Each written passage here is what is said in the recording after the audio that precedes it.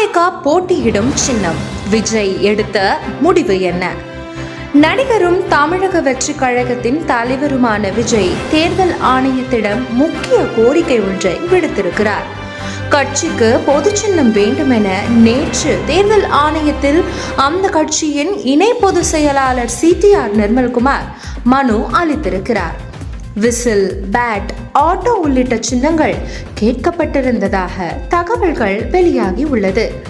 2026 தேர்தலில் 4 முனை போட்டி இருப்பது கிட்டத்தட்ட உறுதியாகி இருக்கிறது. ஆளுங்கட்சியான திமுக தலைமையிலான கூட்டணி, அதிமுக கூட்டணி, நாம் தமிழர் கட்சி, தமிழக வெற்றி கழகம் என களம் அமைந்திருக்கிறது. காங்கிரஸ், விடுதலை சிறுத்தைகள், மதிமுக, கம்யூனிஸ்ட் கட்சிகள் உள்ளிட்ட பல்வேறு கட்சிகளின் ஆதரவோடு திமுக கூட்டணி இருக்கிறது. இந்த நிலையில் மகாபலிபுரத்தில் நடந்த பொதுக்குழுவில் விஜய் தான் முதலமைச்சர் வேட்பாளர் என தீர்மானமும் நிறைவேற்றப்பட்டது. இந்த நிலையில் தேர்தலில் போட்டியிட சின்னம் அவசியம் என்பதை உணர்ந்த விஜய் அது தொடர்பான முன் ஏற்பாடு பணிகளில் கடந்த சில தினங்களாக ஈடுபட்டிருந்தார். அந்த வகையில் நேற்று தமிழக வெற்றி கழகத்தின் இணை பொதுச் செயலாளர் CTR நிர்மல்குமார் டெல்லி சென்று தேர்தல் ஆணையத்தில் தமிழக வெற்றி கழகத்திற்கு பொது சின்னத்தை ஒதுக்க கோரி மனு அளித்திருந்தார்.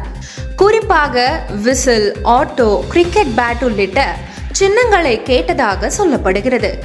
10 சின்னங்கள் வரை தமிழக வெற்றி கழகத்தின் தரப்பில் கேட்கப்பட்ட நிலையில் சில சின்னங்களை வரைந்து கொடுத்ததாகவும் சொல்லப்படுகிறது.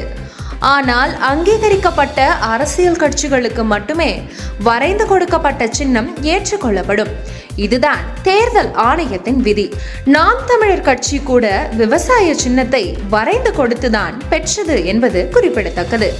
இந்த நிலையில் கூடுதலாக சில சின்னங்களை விஜய் கேட்டிருப்பதாக தகவல்கள் வெளியாகி இருக்கிறது. அந்த வகையில் வெற்றி கோப்பை சின்னத்தை விஜய் தேர்தல் ஆணையத்திடம் கேட்டதாக சொல்லப்படுகிறது. 100க்கும் மேற்பட்ட பொது சின்னங்கள் தேர்தல் ஆணையத்திடம் இருக்கும் நிலையில் வெற்றி கோப்பை சின்னத்தை விஜய் தரப்பினர் வரைந்து கொடுத்ததாகவும் சொல்லப்படுகிறது. தனி வெற்றி கோப்பை, வீரர் ஒருவர் வெற்றி கோப்பையை வைத்திருப்பது போல என 3 ஓவியங்களை வரைந்து கொடுத்து அதனை சின்னமாக அங்கீகரிக்க வேண்டும் என தாவேக தரப்பில் கேட்டுக்கொண்டதாக கூறப்படுகிறது. பிகில் படத்திலும் கில்லி படத்திலும் விஜய் வெற்றி கோப்பையை கையில் ஏந்துவது போல ஸ்டில்கள் சமூக வலைதளங்களில் பிரபலமானது. மேலும் விஜய் வெற்றி கழகம், வெற்றி கோப்பை என சென்டிமெண்ட் காரணமாக வெற்றி கோப்பை சின்னத்தை விஜய் தேர்ந்தெடுப்பதாகவும் சொல்லப்படுகிறது. தேர்தல் ஆணையத்தின் முடிவு வரும் வரை தமிழக வெற்றி கழகத்தினர் காத்திருக்கிறார்கள்.